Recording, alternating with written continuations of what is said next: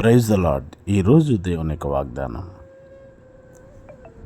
ధనమును నమ్ముకున్నవాడు పాడైపోవును. సామెతల గ్రంథం 11వ అధ్యాయం 28వ వచనం. ప్రియులారా, ఈ రోజులలో మనుషులకు ధనమే ప్రాముఖ్యమైనదిగా ఉంది. కానీ దైవ వాక్యం ఇలా సెలవిస్తుంది, ధనాపేక్ష సమస్తమైన కీడులకి మూలము అని. ధనమును నమ్ముకున్నవాడు పాడైపోతాడు అని.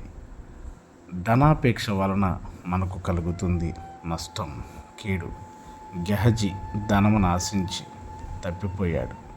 అననీయ సప్పిరాలు ఆ ధనాపేక్ష వలనే నష్టపోయారు, ప్రాణాలను కోల్పోయారు. ఇస్కరియోతు యూదా ఆ 30 వెండి నాణెముల వల్ల తాను హాని చేసుకున్నాడు, దేవునికి దూరం అయిపోయాడు. ఇలాగ ధనమును నమ్ముకున్నవారు పాడైపోతారు. మీ కొరకు ప్రార్థించే దైవజనులు డేవిడ్ రాజు గారు, ministries Kaza. May God bless you.